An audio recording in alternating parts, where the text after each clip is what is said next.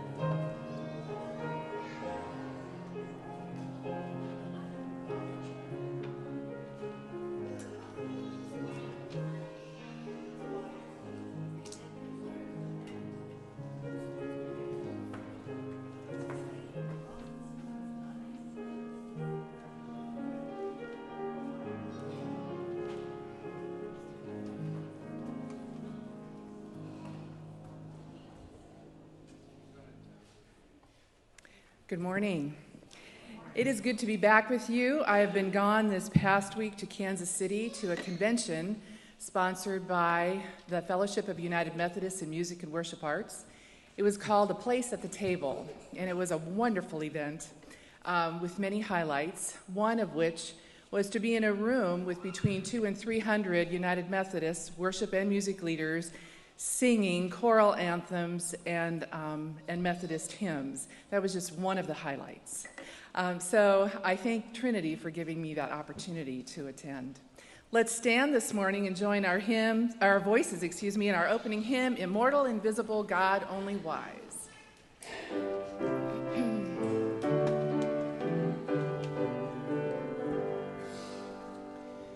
Immortal, invisible, God only wise, in light inaccessible, hid from our eyes, most blessed, most glorious, the Ancient of Days, almighty, victorious, thy great name we praise. Unresting, unhasting, unsilent as light, nor wanting, nor wasting, thou rulest in might. Thy justice like mountains, high soaring above, thy clouds which are fountains of goodness and love. To all life thou givest, to both great and small. In all life thou livest, the true life of all. We blossom and flourish as leaves on the tree, and wither and perish, but naught changeth thee. Thou reignest in glory, thou dwellest in light.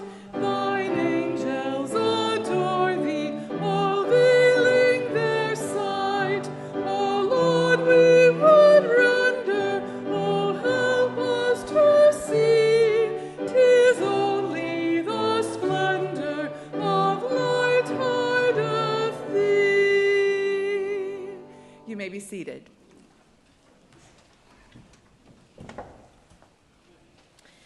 As summer is closing down, we actually don't have a whole lot of announcements. However, we do want to make sure that everybody knows that Rally Day has been set. We're going to do it on Sunday, August 11th.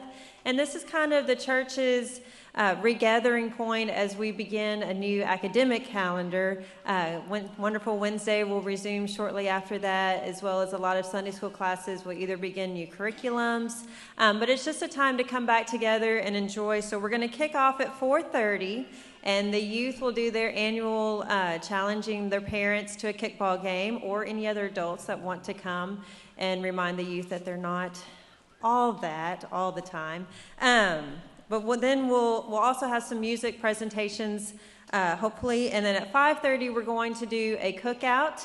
And we are asking that everybody bring their favorite homemade ice cream to share. We'll have a little friendly competition as far as that goes. But it'll be a fun day. Please mark your calendars now, because I know once everything starts coming out school-wise, those calendars quickly fill up. At this time, if you'll stand and join me in the call to worship.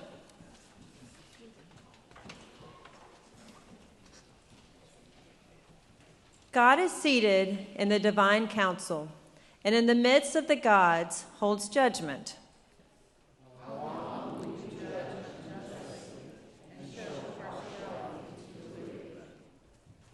Give justice to the weak and the orphan.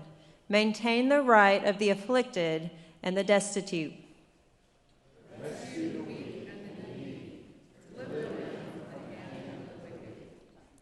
They have neither knowledge nor understanding.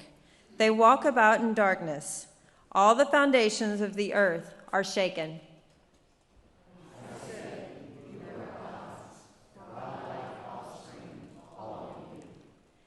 Nevertheless, you shall die like mortals and fall like any prince.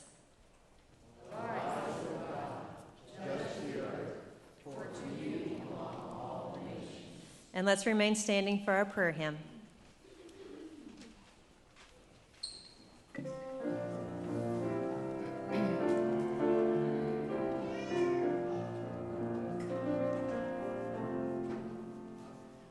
Jesus, draw me close, closer, Lord, to you.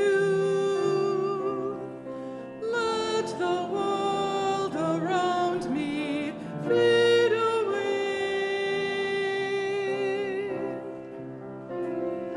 Jesus, draw me close, closer, Lord, to you. For I desire to worship and obey.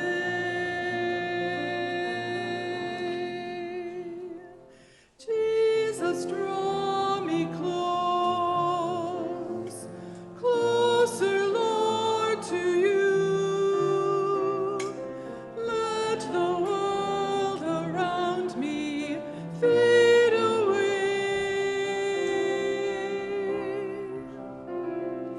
Jesus, draw me close, closer, Lord, to you. For I desire to worship and obey. You may be seated.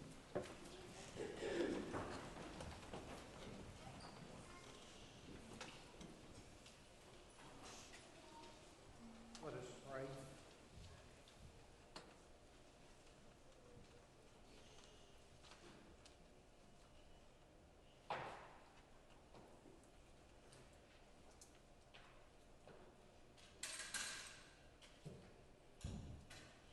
God, we come before you today, lifting up your holy name,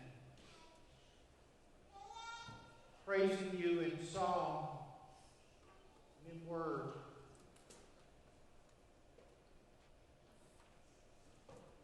And God, we just thank you for all of the ways that you work in our lives.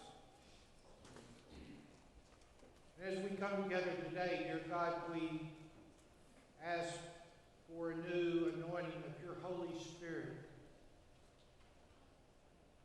might touch our lives and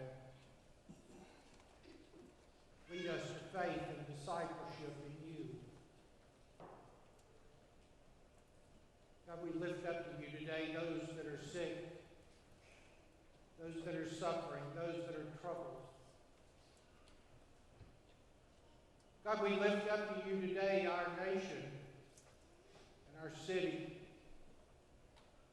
We lift up to you our church. And God, we just ask that you lead and guide each of these entities, that we might rely on you for the direction that we take in life. God, be with us as we worship. Fill us, Lord, with your love, transforming love. Dear God, we ask all of these petitions in the name of the one who taught us to pray by saying, Our Father, who art in heaven, hallowed be thy name. Thy kingdom come, thy will be done, on earth as it is in heaven. Give us this day our daily bread. Forgive us our trespasses, as we forgive those who trespass against us. And lead us not into temptation, but deliver us from evil. For thine is the kingdom, and the power, and glory forever. Amen.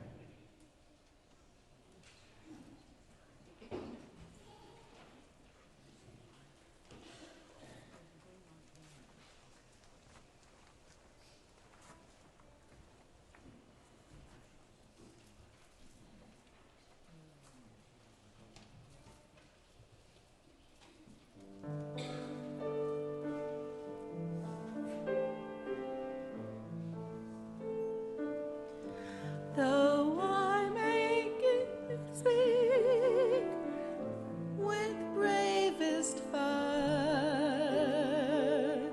and have the gift to all inspire and have not love, my words are vain as sounding brass and hopeless gain.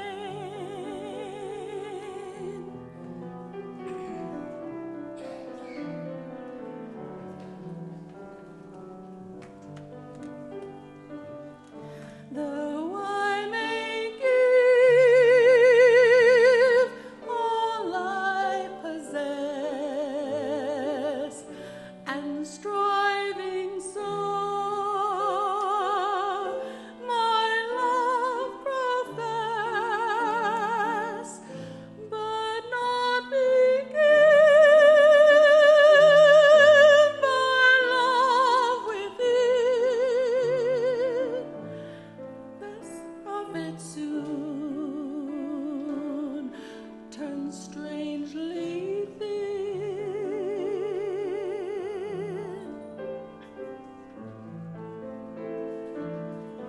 Come, Spirit, come,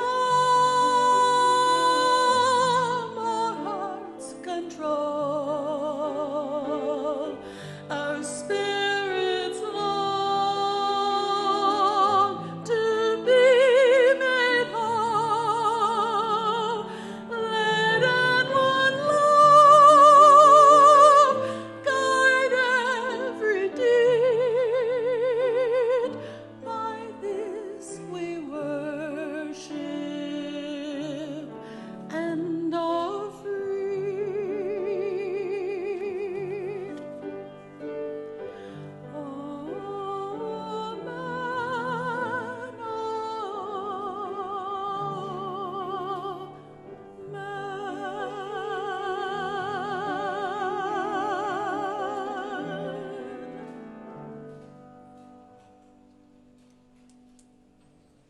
Amen.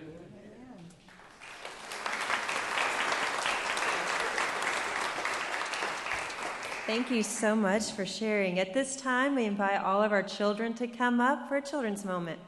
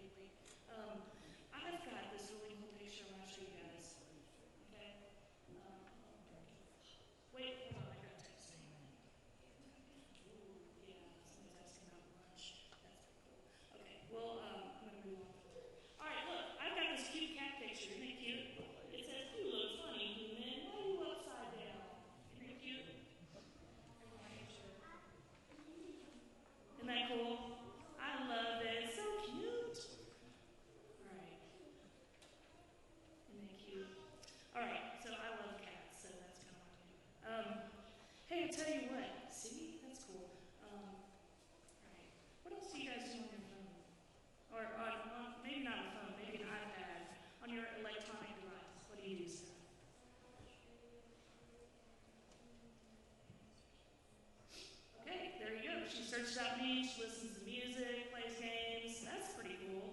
Oh, hey guys, let's come over here. I want to get a selfie of all of us, okay? In children's circle. So, right, come over here.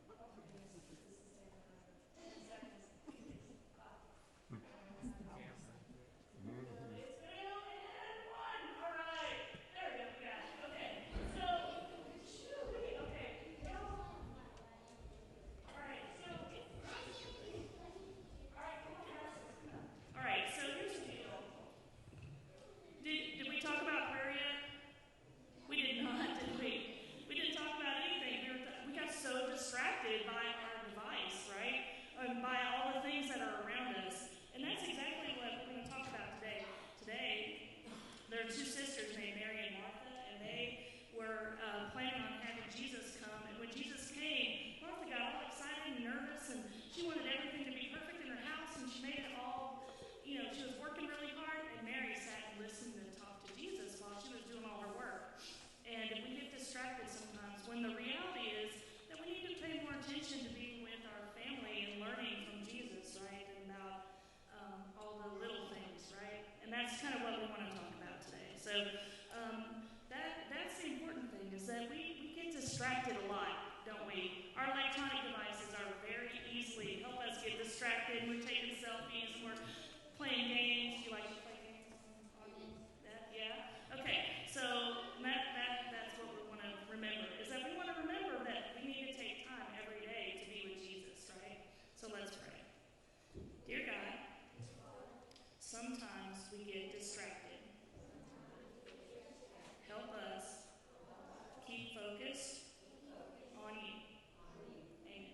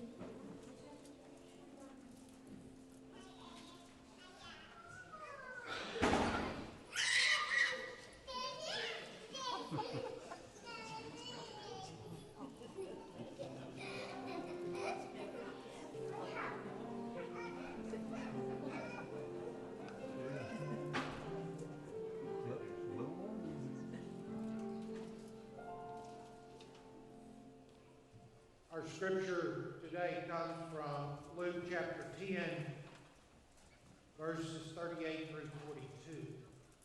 And as this is a gospel reading, I will invite those that are able to stand for the reading of the gospel.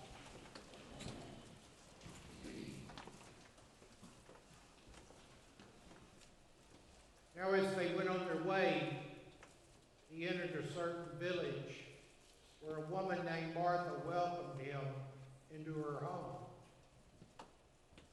He had a sister named Mary who sat at the Lord's feet and listened to what he was saying. But Martha was distracted by her many tasks. So she came to him and asked, "Lord, do you not care that my sister has left me to do all of the work by myself? Tell her then to help me." But the Lord answered her, "Martha, Martha, you're worried and distracted by many things. There is need of only one thing. Mary has chosen the better part, which will not be taken away from her." This is the word of God for the people of God. Thanks be to God. Thank you. You may be seated.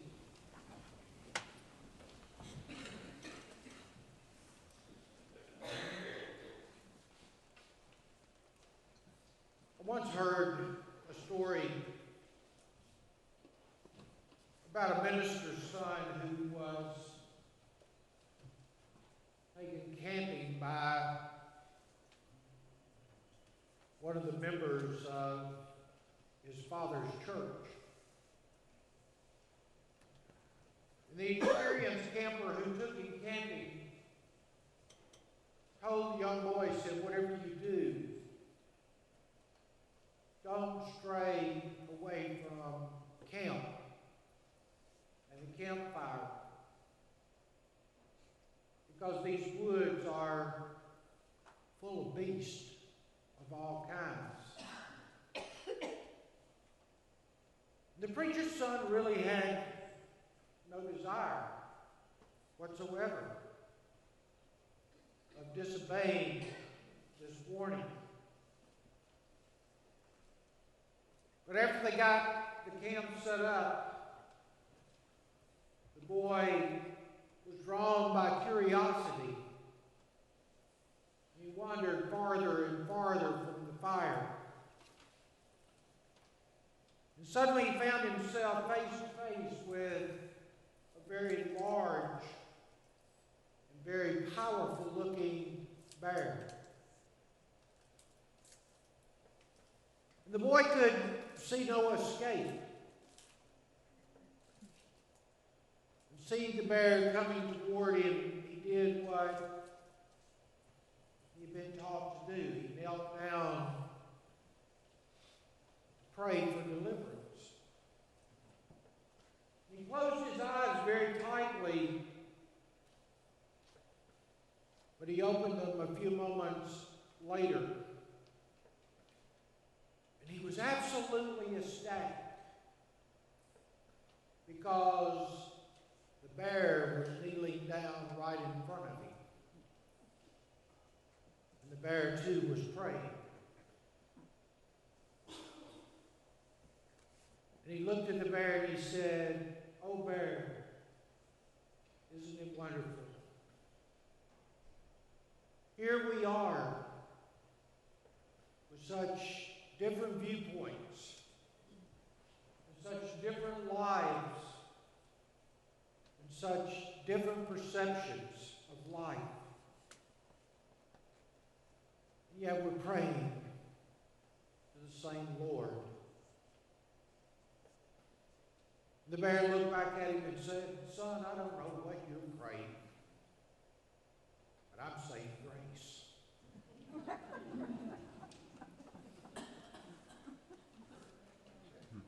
There are many different uses of prayer, right? Today I'm beginning a two-part mini-series on prayer. And today we're going to spend the time today talking about the importance for prayer and time for prayer. And next week we're going to talk about how we should go about the task of praying. When I was growing up,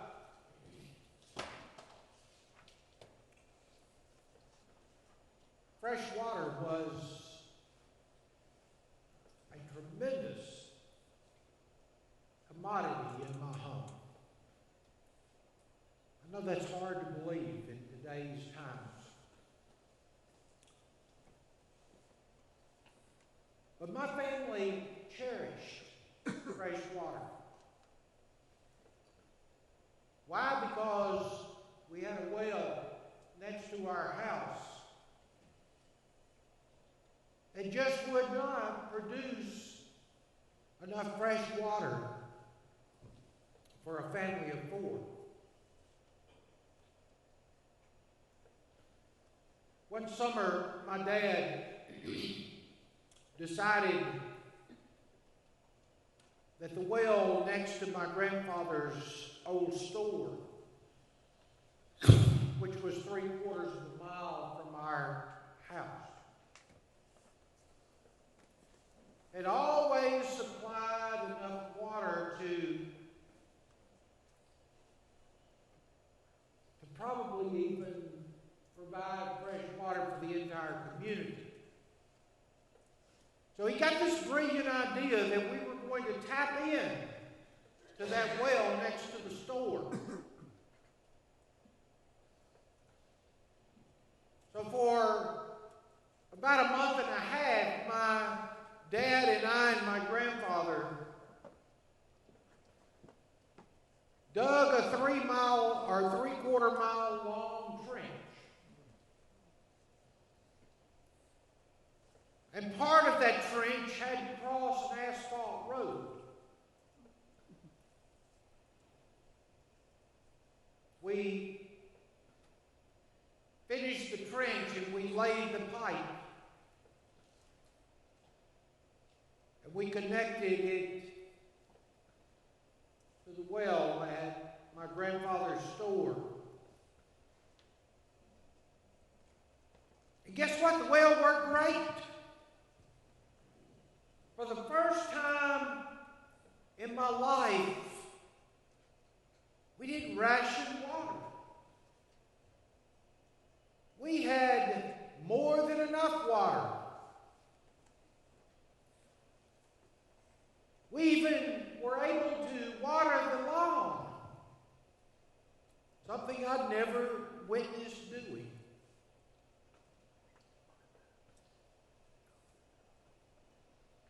And 5 years after connecting to that well, Indian Mound got what we called city water. Water that ran through a 6 or 8-inch main that ran along the street. It had all the water we could use. The only difference, we were having to pay for that water. We used that city water for several years. And suddenly, my dad had another idea. He said,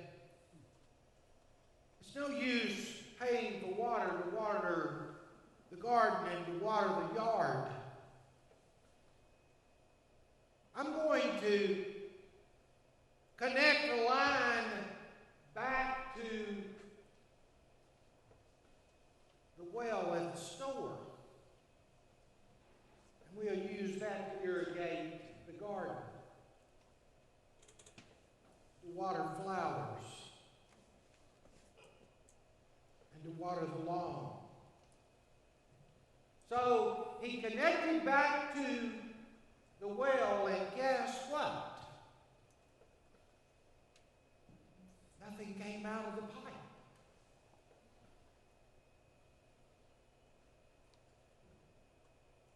So he called in a professional, and it was determined after this professional checked out the well, it was determined that that well was fed by underground streams, and when we stopped using the water those few years before, the inlets into the well had closed up due to disuse. I tell that story because I'm convinced that there is a parable here to our devotional lives as Christians.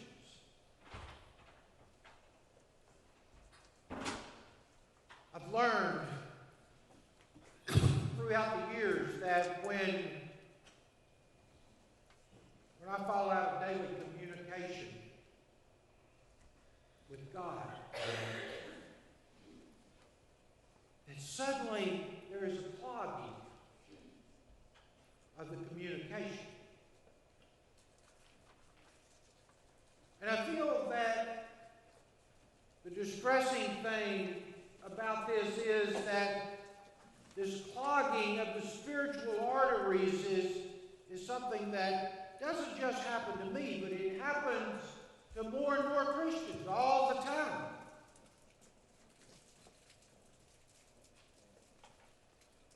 I believe I can justify an argument to say that we're not the same kind of prayer people that we once were. And the effect of that is obvious. Through the neglect that we see in some of our homes, in our community, in our church, and in our nation.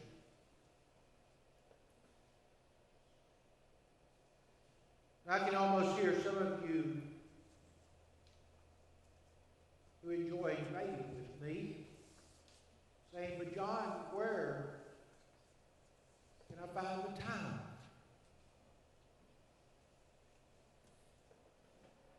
You know, I think most of us, probably on the surface, would sympathize with poor Martha in the story, right?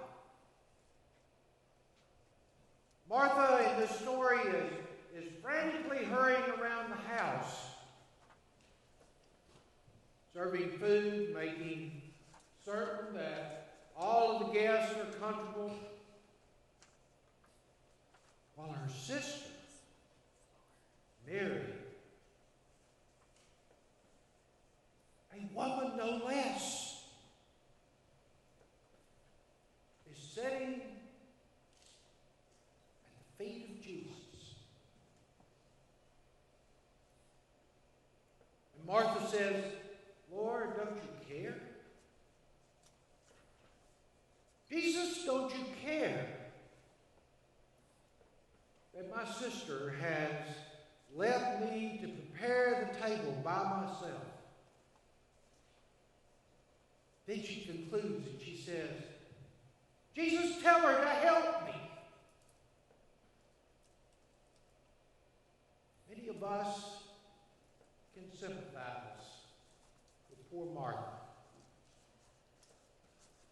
There's just simply too much to do. And I can guarantee you that the women in this congregation today can really sympathize with Martha. Because you see, we live in a society where most women today work outside the house. Some do so out of necessity.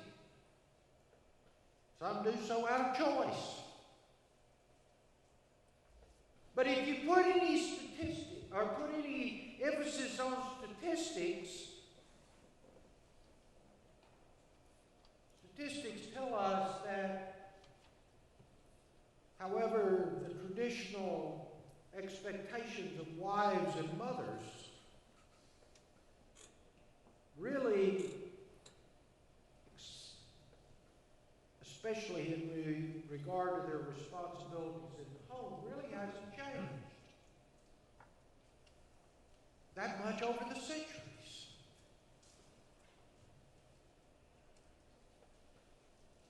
Because you see, women in our society today are, in effect, working 2 full-time jobs. They work at work, and they come home to their second full-time job, right? And they can sympathize with Martha. Please bear with me this morning as I suggest to you that,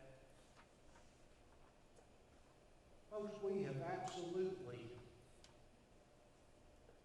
got to find time for prayer. Because there is absolutely nothing in life that is quite so vital. Why? Because, first of all, prayer is absolutely the most powerful and potent power source that's available to us. Okay? You may remember reading or may remember hearing that Martin Luther said that when his day was packed with appointments and other duties, that he found it absolutely necessary to spend an extra hour in prayer. Folks, it's when our lives are a whirlwind of activity that we absolutely most need to take time out to talk with God. Because prayer is the most potent power source available to us. And in no way am I going to stand here and tell you I'm perfect in doing that either. Because about 7 months ago, I realized that I was missing out on the source of the power that I needed. And I began forcing myself, just like taking castor oil, okay? To stop twice a day, besides my regular morning devotion, to stop twice a day and do a daily office in which I read Scripture and listened to God. It's amazing what reconnecting to the source will do for your energy. In the second place, prayer allows us to get our priorities in order. I remember the first year out of seminary when I had to do a continuing education seminar for the first time. I went to Murfreesboro Springs and did a Stephen Covey seminar where Stephen Covey at that time was teaching a whole generation to prioritize. And basically what Stephen Covey was teaching was that you make a list of all of the things you need to do in a day's time. And then you prioritize those by importance. And he taught that to be effective, that one must take everything that they've got to do and line them up by their importance.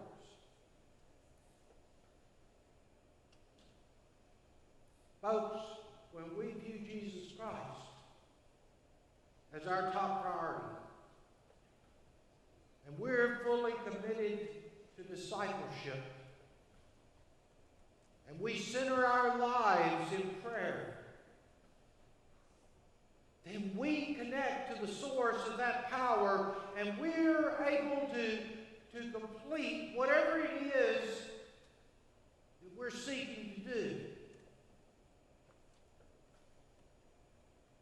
So can you see how helpful it might be that each of us spend just a few minutes each day with God, going over our day's demands and asking the question, what is it that I really need to do today that is really of utmost importance? Do you see the value in what I'm saying? I hope so. Because I encounter people all the time who tell me that they are just exhausted, that they're fatigued to no end, that they're frustrated. And the problem is right here. We've neglected our power source and the priorities for our life.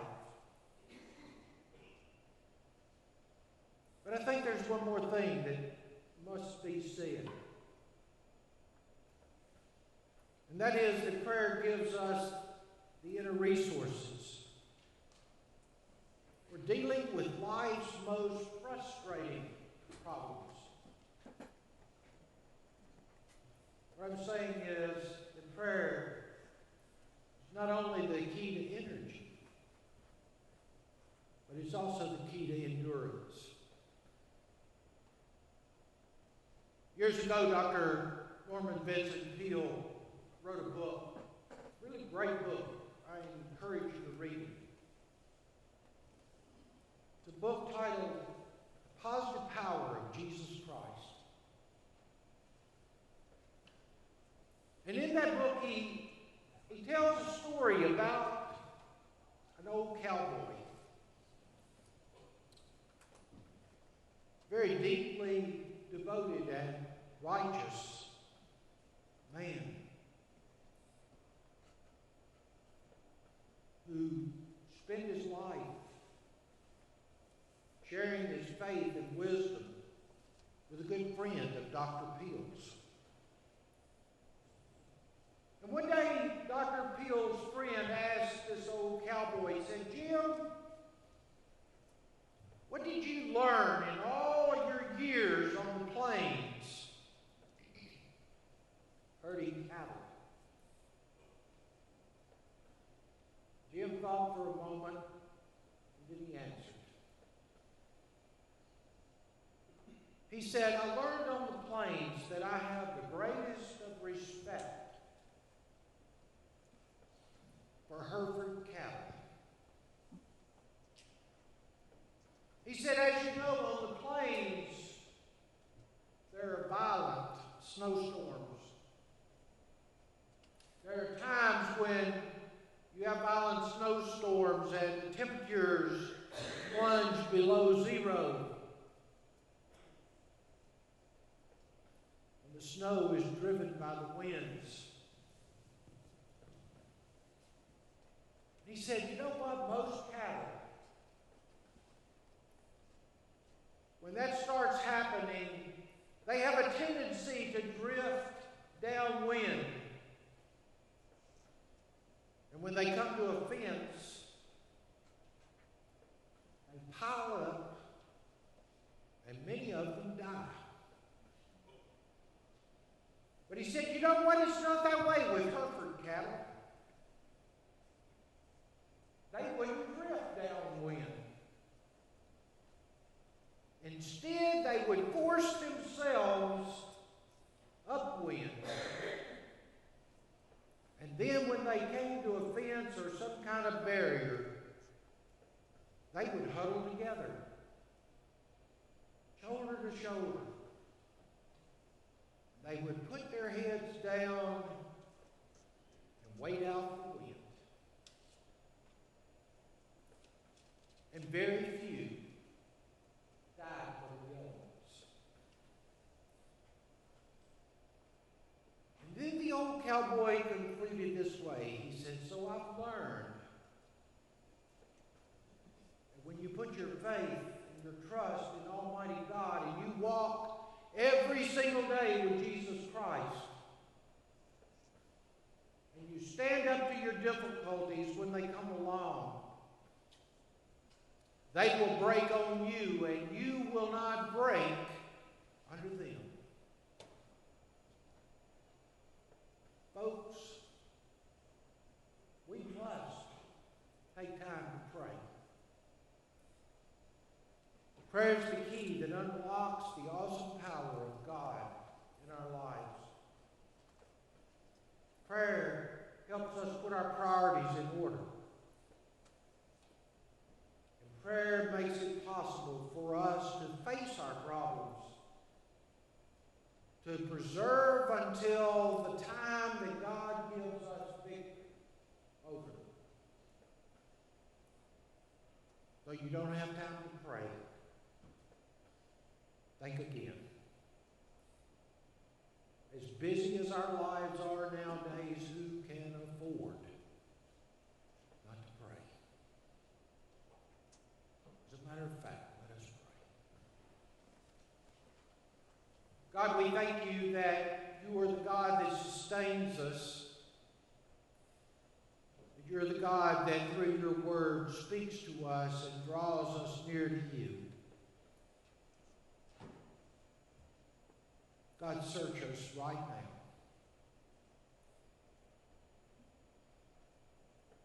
Allow us to become the disciples that you've called us to be. Teach us to love. Allow us to be your disciples through the love that we show for each other and for the world. For it's in the name of your Son, Jesus, that we pray. Amen. This time we will invite our ushers to come forward as we receive our morning offering.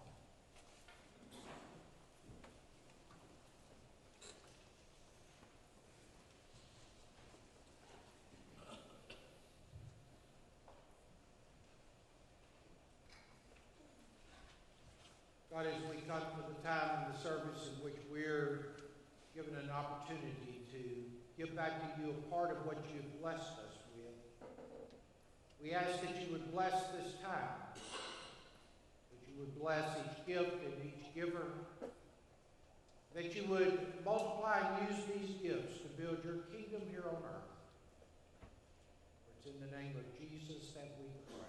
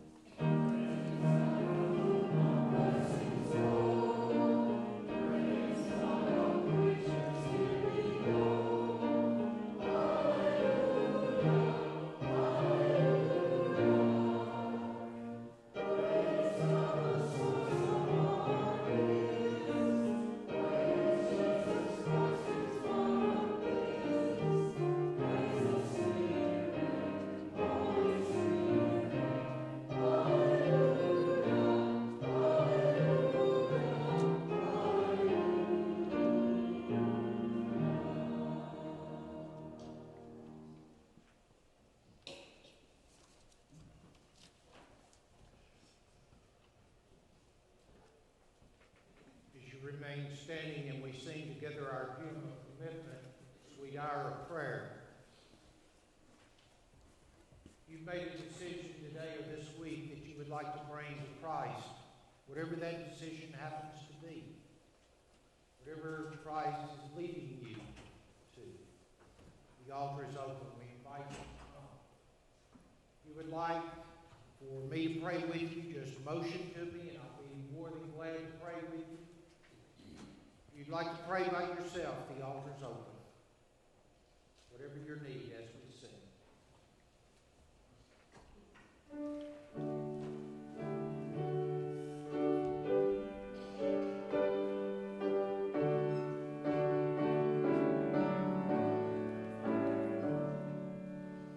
Sweet hour of prayer, sweet hour of prayer, that calls me from a world of care, and bids me at my Father's throne, makes all my wants and wishes known.